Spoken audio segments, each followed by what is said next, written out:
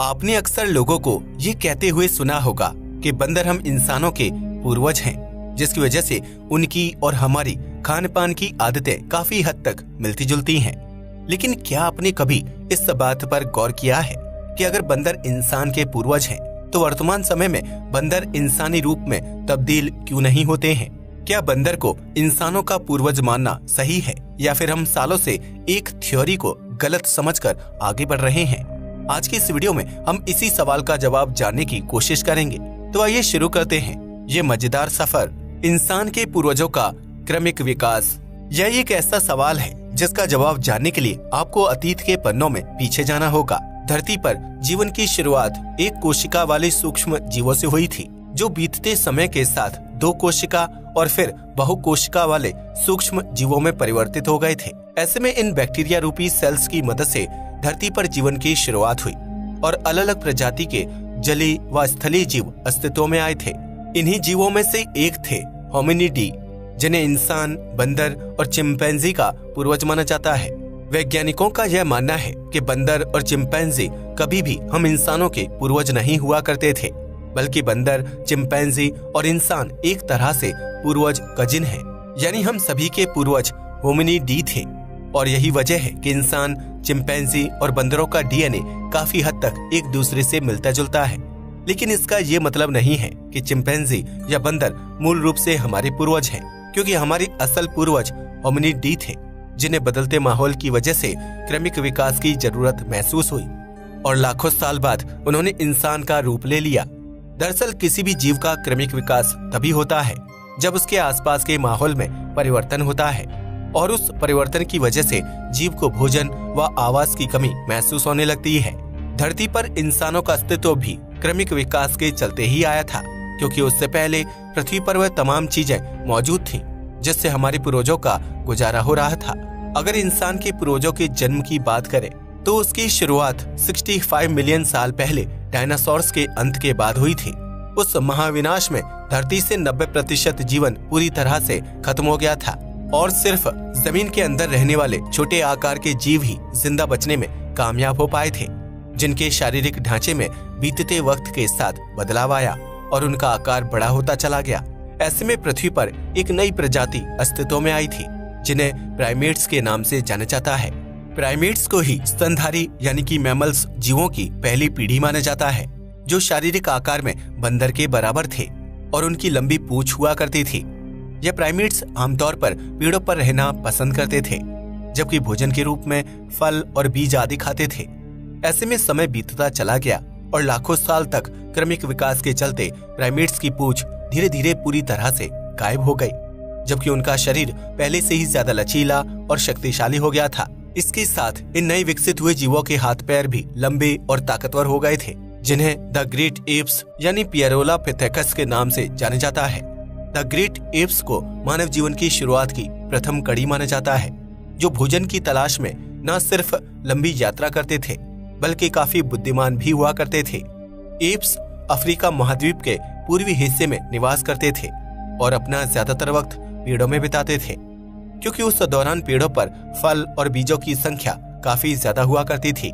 लेकिन इसी बीच पृथ्वी के भीतर टेक्टोनिक प्लेट्स में हलचल होने की वजह से अफ्रीका के पूर्वी इलाके में एक नई पर्वत श्रृंखला का निर्माण हो चुका था, जिसे ईस्ट अफ्रीकन रिफ्ट वैली के नाम से जाना जाता है।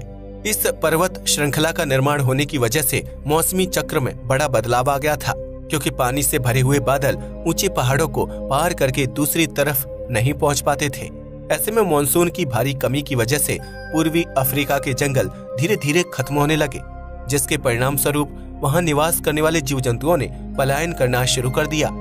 इन जीवों में एप्स बड़ी संख्या में मौजूद थे, जो पेड़ों पर ही रहते थे और वहीं से अपने भोजन की जरूरत को पूरा करते थे। लेकिन जंगल और पेड़ों के खत्म हो जाने की वजह से एप्स के लिए भोजन की भारी कमी होने लगी, जबकि आसपास का इलाका पूरी तरह से सूखे मैदान में तब्दील हो चुका था। ऐसे में एप्स ने भोजन की तलाश में अलग अलग झुंड बनाकर मैदानी इलाकों में यात्रा करना शुरू कर दिया था, जिन्हें आर्डिपिथेकस रेमिडेस के नाम से जाना जाता है। हालांकि अफ्रीका के सूखे जंगलों से बाहर निकले सभी एप्स नई आर्डिपिथेकस रेमिडेस प्रजाति में तब्दील नहीं हुए थे, क्योंकि हर झुंड भोजन की तलाश में अलग अलग दिशा में निकला था। ऐसे में एप्स का वही झुंड आर्डिपिथेकस रेमिडस में तब्दील हुआ था, जो मैदानी इलाकों की तरफ चले गए थे। इन मैदानी इलाकों में पेड़ पौधे नहीं थे, इसलिए उन्होंने पेड़ों पर लटकना छोड़कर अपनी 2 पैरों का इस्तेमाल करके जमीन पर चलना शुरू कर दिया था। जबकि एप्स के बाकी झुंड अफ्रीका के अन्य जंगलों की तरफ चले गए थे, इसलिए वह अब भी पेड़ों पर लटककर अपने भोजन की जरूरत को पूरा कर सकते थे। ऐसे में उन एप्स के शरीर को कभी विकास की जरूरत महसूस ही नहीं हुई थी, जबकि मैदानी इलाकों का रुख करने वाले एप्स को बड़े क्रमिक विकास से होकर गुजरना था। आर्डिपिथेकस रेमिडस का दिमाग विकसित होकर एक संतरे के बराबर हो गया था, जबकि उनका शारीरिक वजन 80 पाउंड के आसपास होता था। इस प्रजाति के जीवों को 2 पैरों में चलने की वजह से कम ऊर्जा खर्च करनी पड़ती थी, जिसका सीधा असर उनकी दिमाग पर पड़ता था और वह तेजी के साथ विकसित होता चला गया। इस तरह विकास का क्रम आगे बढ़ता रहा और सैकड़ों साल बाद होमो हैबिलिस की प्रजाति अस्तित्व में आई, जिनकी शारीरिक लंबाई 5 फीट के आसपास हुआ करती थी। होमो हैबिलिस ने ही सबसे पहले पत्थर का इस्तेमाल करके हथियार बनाए थे, जिससे वह जंगली जानवरों से अपनी सुरक्षा करते थे और जरूरत पड़ने पर शिकार भी करते थे। इस बीच होमो हैबिलिस की रीढ़ की हड्डी भी पूरी तरह से सीधी हो चुकी थी और जबड़ा आगे की तरफ उभर गया था। वह पहले से काफी बुद्धिमान और ताकतवर हो चुके थे। होमो इरेक्टस शुरुआत में जानवरों का कच्चा मांस खाते थे, जिसमें शारीरिक ऊर्जा ज्यादा खर्च होती थी और उन्हें काफी देर तक जबड़ा चलाते रहना पड़ता था। ऐसे में आग की खोज ने होमो इरेक्टस का जीवन आसान बना दिया और उन्होंने मांस पकाकर खाना शुरू कर दिया, जो पहले से ज्यादा स्वादिष्ट होता था और पका हुआ मांस खाने में ऊर्जा भी कम खर्च होती थी। इसके साथ ही आग उन्हें ठंडे मौसम में गर्माहट प्रदान करने का काम करती थी, जबकि उसकी मदद से रात के समय जंगली जानवरों से बचाव और अंधेरे में दूर तक देखना आसान होता था। आज से तकरीबन 1.5 लाख साल पहले पृथ्वी पर निएंडरथॉल का राज हुआ करता था, जो लकड़ी से भाला बनाकर जानवरों का शिकार किया करते थे और उनकी खाल व बालों से अपने लिए वस्त्र बनाते थे। निएंडरथॉल ने ही इंसानों की मूलभूत जरूरतों को पूरा करने के लिए विभिन्न उपाय खोजे थे, जिसमें भोजन के लिए खेती करना, रहने के लिए घरों का निर्माण करना और तन ढकने के लिए कपड़े बनाना शामिल था। आज से लगभग 1 लाख साल पहले इंसान के पूर्वज काफी हद तक विकसित हो चुके थे, जिन्हें वैज्ञानिकों ने होमो सेपियंस नाम दिया है। होमो सेपियंस घुमक्कड़ होते थे, इसलिए उन्होंने अफ्रीका से बाहर निकलकर लंबी लंबी यात्राएं की और पृथ्वी के अन्य महाद्वीप में बस गए थे। इस तरह प्रत्येक महाद्वीप पर बसने वाले लोगों का जीवन यापन और खान पान का तरीका बदलता चला गया, जबकि वहाँ की ठंडी और गर्म जलवायु की वजह से त्वचा के रंग में भी परिवर्तन आ गया था। इस तरह हमारे पूर्वजों ने धरती पर अपने जीवन की शुरुआत की थी, जिसे आज आप और हम तेज गति से आगे बढ़ा रहे हैं। आज के बंदर इंसान क्यों नहीं बनते हैं? जैसा कि हमने आपको पहले ही बताया कि इंसान और बंदरों का विकास अलग अलग हुआ है, लेकिन हम सभी के पूर्वज एक थे और इसी वजह से हमारा डीएनए काफी हद तक मिलता जुलता है। लेकिन प्राचीन काल से ही क्रमिक विकास उन्हीं जीवों का होता है जो अपने आसपास के माहौल में परिवर्तन को महसूस करके एक नए जीवन की तरफ कदम बढ़ाते हैं। अगर हमारे पूर्वज जंगलों से बाहर नहीं निकलते और अफ्रीका के जंगलों में कम भोजन के साथ गुजारा करते, तो शायद उनका शरीर कभी इतना विकसित ही नहीं हो पाता कि वह इंसान के रूप में परिवर्तित हो सकते थे। इसी प्रकार होमिनिडी का जो दल जंगलों में रह गया था, उन्हें कभी क्रमिक विकास की जरूरत ही महसूस नहीं हुई थी। हालांकि जलवायु परिवर्तन और भोजन की कमी की वजह से उनके शारीरिक आकार व बर्ताव में कुछ हद तक बदलाव आया था, लेकिन यह बदलाव इतना बड़ा नहीं था कि वह खुद को इंसानों में तब्दील कर सके।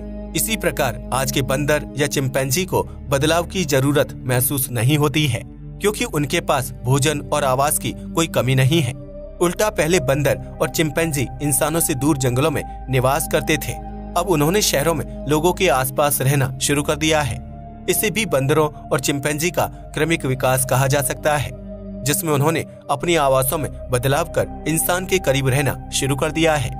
इसकी सबसे बड़ी वजह ये है कि वर्तमान समय में इंसान की पहुंच जंगलों तक हो गई है, जबकि बंदर और चिंपैंजी जैसे जीवों के पास घर की कमी हो गई है। ऐसे में उन्होंने इंसानों से डरने के बजाय उनके साथ मिलजुल कर रहना शुरू कर दिया है, जिसकी वजह से उन्हें भरपेट भोजन प्राप्त हो जाता है और रहने के लिए छोटा मोटा आवास भी मिल जाता है।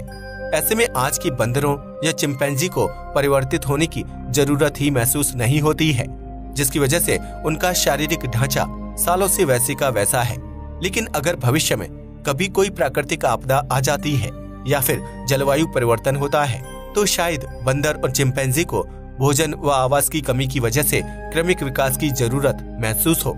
ऐसे में जब इन जीवों को खुद विकास की जरूरत महसूस होगी तो ये अपने कंफर्ट जोन से बाहर निकलकर भोजन व आवास की तलाश शुरू कर देंगे और इसकी वजह से उनके शारीरिक ढांचे में खुद ब खुद बदलाव होने लगेगा। यही क्रमिक विकास की थ्योरी है, जिसमें इंसान या जीव अपनी आसपास के माहौल के हिसाब से परिवर्तित होता है और उसे इस परिवर्तन का अंदाजा भी नहीं होता है। हम इंसानों के शरीर में भी कई प्रकार के परिवर्तन हो रहे हैं जिन्हें आप और हम महसूस नहीं कर पाते हैं, लेकिन यह साल दर साल अपना रूप बदलते जा रहे हैं। ऐसे में एक समय ऐसा भी आएगा जब इंसान के कान गायब हो जाएंगे और पैरों की उंगलियां विकसित नहीं होंगी, क्योंकि आज के समय में कान के बाहरी हिस्से का कोई काम नहीं रह गया है। ठीक इसी प्रकार पैरों की उंगलियां चलने फिरने में कोई अहम भूमिका नहीं निभाती हैं। ऐसे में इंसान या जीव के शरीर को जिस चीज की जरूरत नहीं होती है, क्रमिक विकास के चलते वह चीज साल दर साल धीमी गति से गायब होती चली जाती है। अब तो आप समझ ही गए होंगे कि आज के बंदर इंसान क्यों नहीं बनते हैं और किस तरह धरती पर हम इंसानों का जीवन शुरू हुआ था। आज के लिए बस इतना ही। वीडियो पसंद आया तो इसे लाइक और शेयर करें। धन्यवाद।